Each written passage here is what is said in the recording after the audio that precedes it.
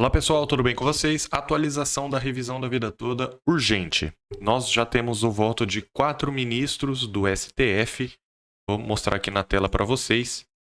E relator, ministro Alexandre de Moraes, ele reformulou só um pouquinho o voto dele. Para mim ficou mais claro. Isso não vai gerar novos embargos de declaração. Porque se você não sabe, existem embargos dos embargos, tá? Bom, ministra Rosa Weber já tinha adiantado o voto dela. O voto dela está 100% o mesmo, afinal ela já se aposentou. E aí o ministro Cristiano Zanin apresentou o voto vista. Afinal, ele tinha pedido vista, aí apresentou o voto e o ministro Luiz Roberto Barroso acompanhou o voto do ministro Cristiano Zanin. Se você quer saber como foi o voto desses ministros, assista a minha outra live. Eu vou deixar também no final do vídeo aqui a tela aqui para você assistir, beleza? E qual que é essa atualização tão importante, pessoal? É que já está nas mãos do ministro Alexandre de Moraes. É isso mesmo. Você fala, ué, mas peraí, como é assim? Os outros ministros não vão votar? Vão, pessoal, mas temos uma questão de ordem muito importante trazida aqui pelo IEPREV. Eu comentei na última live que eu fiz, né? Que peraí. O voto do ministro Ricardo Lewandowski, ele tem que ser mantido. Ele, né, o INSS está falando que ele não votou, está falando que ele foi omisso em um ponto sobre a cláusula de reserva de plenário, que tinha que ser a corte especial do STJ. E aí, como é que fica? Pessoal, eu mostrei as explicações, assiste lá outra live, tá? Toma um tempinho, vamos agregar conhecimento na nossa vida, não vamos ficar só no vídeo curto ali, 30 segundos, é mulher rebolando, é não sei o que. Vamos fazer um negócio sério aqui. Use o tempo que lhe resta aqui na Terra também para adquirir conhecimento, adquirir sabedoria, assim como eu também estou aqui lutando junto com você, beleza? Show de bola. Questão de ordem, então, com fulcro no artigo 21, inciso 3º do Regimento Interno do STF. Por ocasião do julgamento dos embargos de declaração em sessão virtual e a impossibilidade do pedido presencial de questão de ordem, o IEPREV o faz por meio da petição, pedindo ao ministro relator que submeta ao plenário, visando esclarecer definitivamente que o mérito, definido por 6 votos a 5 em plenário físico, eu estava lá, vocês sabem disso, pessoal, e categoricamente afastou em totum quaisquer controvérsias acerca da suposta ofensa à cláusula de reserva de plenário. É aquela cláusula que quando um tribunal vai declarar a inconstitucionalidade de uma lei ou vai afastar a sua incidência, aí tem que ser ou pelo plenário do STF ou a Corte Especial do STJ, né, formada pelos ministros mais antigos. Mas o que acontece, pessoal? No STJ foi julgado pela primeira turma e não teve problema nenhum. Tanto é que o INSS ele recorreu, chegou no STF, teve julgamento de mérito e os embargos de declaração não servem para rediscutir o mérito. Isso a gente aprende no primeiro ano de faculdade. Os embargos de declaração servem para suprir uma omissão, se os ministros tivessem deixado de analisar um dos pedidos, uma contradição. Você fundamenta uma coisa, mas decide outra. Isso também não aconteceu. Uma obscuridade, algo que não tivesse ficado muito claro, mas aqui ficou muito claro quem que vai ter direito, quem não vai ter direito, tem que fazer o cálculo, tem que entrar com a ação. Tá tudo claro, não tem dúvida sobre nada. E corrigir um erro material, né? Algum erro de digitação, algum erro assim que ficou nítido que não era para estar escrito aquilo. Então, ao nosso ver, né, nenhuma das 4 hipóteses que a lei permite, que a lei autoriza os embargos de declaração, estão aqui na revisão da vida toda, pessoal, ao nosso ver. E aparentemente, pretende o excelentíssimo ministro Cristiano Zanin a rediscussão do mérito em sede dos embargos. Eu não acabei de falar que não pode rediscutir o mérito? Por isso, exatamente. É isso que a petição do IEPREV aqui está atacando, pessoal. Por quê? Porque é muito comum, né? Não só o INSS, na vida, né? A pessoa vai perdendo o processo, vai recorrendo. Tá bom. Recurso extraordinário. Não tem mais recurso. É o embargo de declaração, mas não é para rediscutir a matéria, é só para ajustar algum ponto que não ficou claro.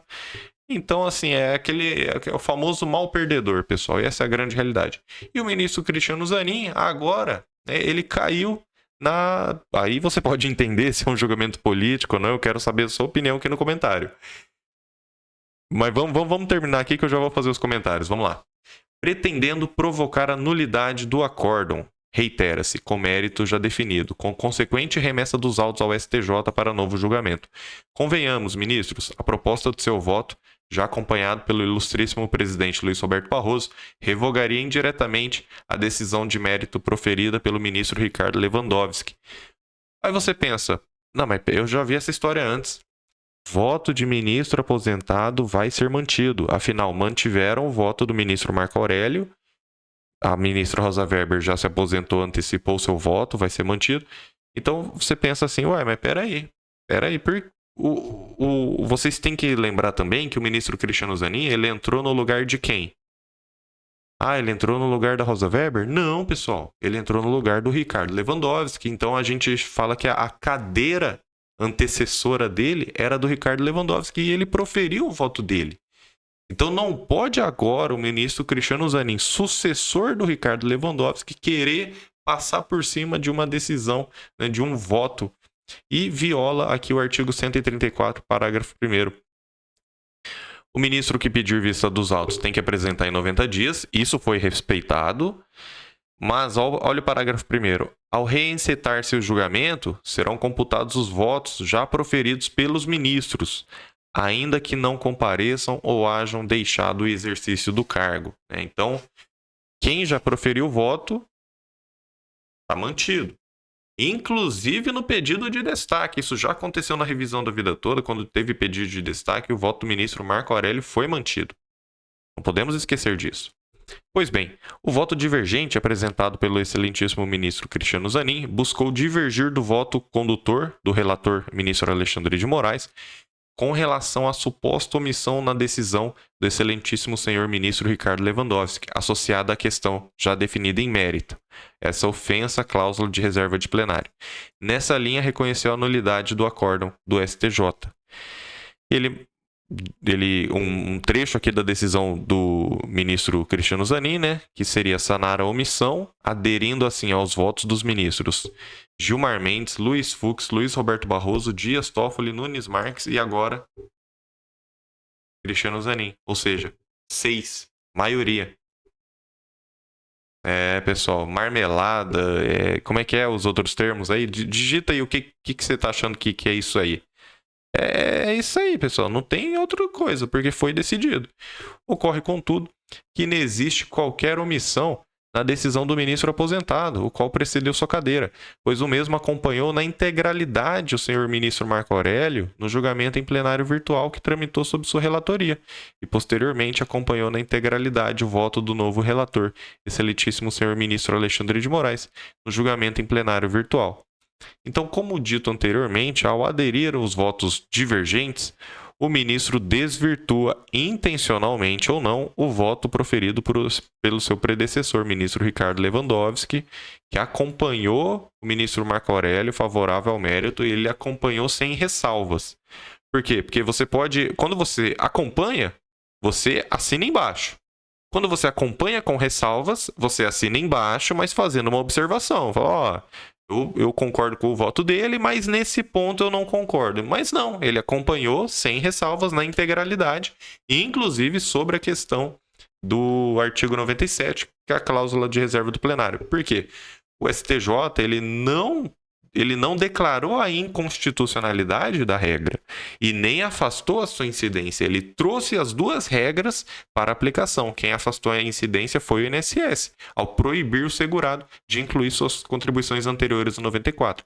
Por quê? Porque duas pessoas, uma pode ser que o melhor benefício seja incluindo cálculos anteriores, contribuições anteriores a 94, e pode ser que para outra, né, não. Antes de 94 ela recebia um salário mínimo e depois de 94 ela virou gerente de multinacional. Então as duas regras coexistem. Então não houve afastamento da incidência e nem declaração de inconstitucionalidade. Vocês estão entendendo? Existem duas regras vigentes ao mesmo tempo. Hoje, depois da reforma da Previdência, a gente não tem umas 5, 6 regras existindo ao mesmo tempo? E aí, conforme os cálculos e tudo mais, você vai vendo qual que você encaixa melhor?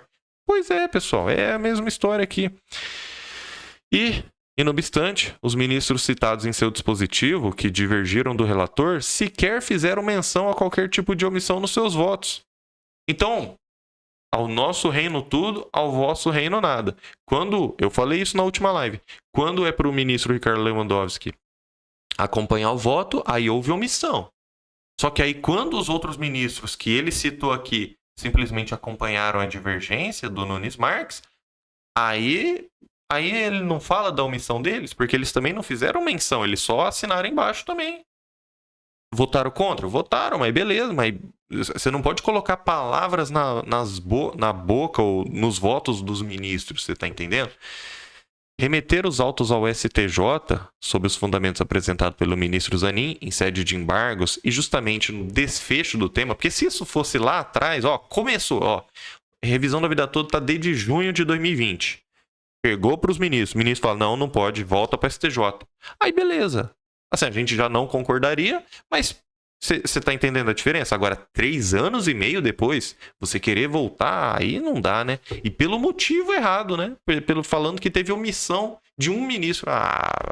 Vai dormir. Apenas acarretariam em imensuráveis prejuízos aos segurados, que infelizmente acaba falecendo durante a tramitação do feito. É muito triste isso, pessoal. E aí a razão da questão de ordem. Então, né, a gente tem que lembrar que o ministro Ricardo Lewandowski seguiu o voto na integralidade sem ressalva. Ele assinou embaixo, inclusive na parte da questão do julgamento do STJ. Se houvesse qualquer divergência, o ministro seria expresso, né? Então, quando você assina embaixo, se você quiser falar algum ponto que você não concorda, você tem que se expressar. Porque se você só assinar embaixo, que é acompanhar o voto, é o que ele fez, aí você está acompanhando na integralidade, tá? Inclusive no debate presencial. Tanto não houve omissão que, no julgamento do mérito em plenário presencial, o ministro Luiz Fux, que ele divergente, né, apresentou a divergência, ele propõe que seria possível, em respeito à delicadeza do tema, por versar sobre grupo vulnerável e hipossuficiente e à celeridade, desconsiderar qualquer suposta ofensa à cláusula de plenário que teria ocorrido pelo STJ. Então, pelo fato do ministro Cristiano Zanin ter ocupado a cadeira recentemente, ele não teve tempo hábil para assistir na íntegra o julgamento presencial do tema, pois, do contrário, jamais teria acompanhado o Fux sob o fundamento apresentado. Porque se o próprio Fux falou no julgamento presencial, que falou, olha, em respeito, né, ao tema tratar de grupo vulnerável, hipossuficiente, que são os idosos, que já estão numa fase mais delicada da vida, né, em respeito aos idosos, a gente pode desconsiderar qualquer suposta ofensa à cláusula de reserva de plenário. E o ministro Luiz Fux acompanhando e o ministro Zanin acompanhando o Fux, né? Mas isso mostra, como diz a petição, que ele parece que não assistiu. Está aí, está no YouTube, inclusive. Ainda mais um ministro do STF. Você acha que ele não vai ter acesso às gravações dos julgamentos, pessoal? Né? Poxa, como assim? Reitera-se. Não há e nunca houve a suposta omissão. Tal questão foi tratada de forma redundante, né? Mais de uma vez em plenário virtual e em plenário físico. E é válido transcrever esse trecho do ministro Alexandre de Moraes. Não há que se falar em omissão no julgado. Ao votar, consignei que o STJ, conferindo interpretação teleológica à aludida disposição normativa, entendeu que deveria prevalecer a regra permanente quando fosse mais favorável ao segurado. Isso aqui já mostra que o STJ ele não afastou uma lei, né? Ele trouxe as duas regras para jogo, trouxe as duas regras para a vida real, sendo aplicada a mais favorável ao segurado. Então ele procedeu à mera exégese da norma sem declaração de inconstitucionalidade, seja da regra permanente, seja da regra de transição. Então, não haveria necessidade de declaração pela maioria absoluta dos membros do tribunal ou da Corte Especial, no caso do STJ, conforme firme jurisprudência desta Corte, no sentido de que não viola reserva de plenário. Por que reserva de plenário? Cláusula de reserva de plenário. Porque está reservado ao plenário do STF ou Corte Especial declarar a inconstitucionalidade. Mas não houve declaração de inconstitucionalidade. Como na correção do FGTS. Lá a gente busca, sim, declarar a inconstitucionalidade da TR e está sendo julgado pelo plenário, pelos 11 ministros. Vocês entenderam a diferença? Então, realmente, aqui também, se não vai declarar inconstitucionalidade, ó, a decisão se limita a interpretar a lei infraconstitucional. Deu uma interpretação, porque o INSS deu a interpretação dele e o STJ veio falar qual que é a interpretação correta, sem negar-lhe vigência. Então, não negou vigência, as duas leis continuam coexistindo. O INSS argumenta em seus embargos que essa posição foi acompanhada pelos ministros Marco Aurélio, Edson Fachin, Carmen Lúcia e Rosa Weber, sendo que o ministro Ricardo Lewandowski não teria se pronunciado sobre esse ponto. Só que razão não assiste ao INSS, porque, ao final do julgamento, o voto que proferi, isso é o Alexandre de Moraes falando, foi acompanhado pelos ministros citados acima, sem qualquer ressalva. Ou seja, a alegação de afronta ao artigo 97 foi enfrentado no acordo embargado, e os votos que seguiram o acordo condutor são suficientes para formar maioria e configurar a questão como decidida. E aqui trazemos mais uma questão. O ministro Luiz Fux não trouxe expressamente nos seus votos, plenário virtual e físico, qualquer menção à ofensa de cláusula de reserva de plenário, limitando-se a seguir o voto divergente sem ressalvas. Então, o ministro Ricardo Lewandowski, né, o Zanin tá falando, e o INSS estão falando que ele não foi expresso. Mas o Fux também não foi expresso em relação a isso. E aí? Aí vale, né? Aí então, dois pesos, duas medidas. Como é que é essa história? Explica para mim. Porque eu não tô conseguindo entender, INSS. Ministro Zanin, eu não tô conseguindo entender essa história, não. Não se pode admitir nessa fase interpretações extensivas, né?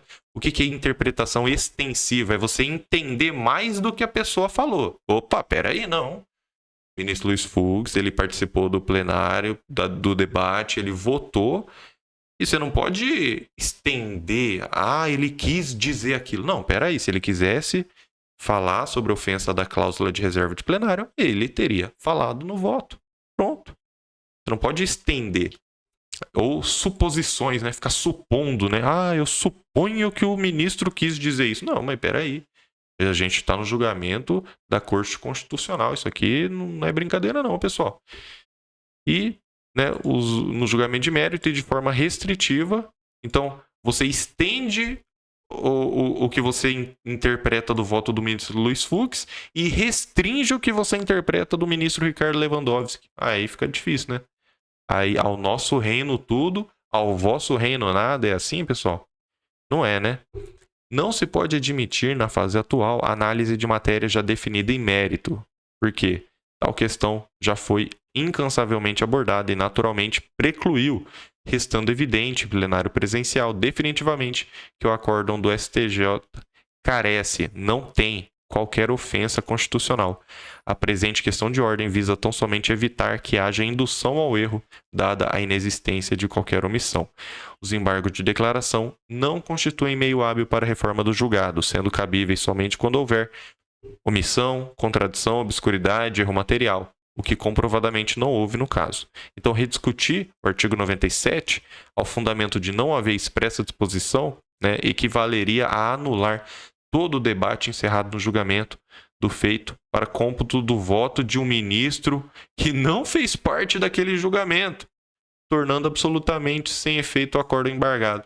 Então, aquela história, né? Eu vi o aposentado comentando assim: ele entrou agora, já quer sentar na janela, já quer que o voto dele valha acima do voto do ministro Ricardo Lewandowski, que participou dos debates, que está por dentro da matéria. Eu concordei com esse aposentado, né?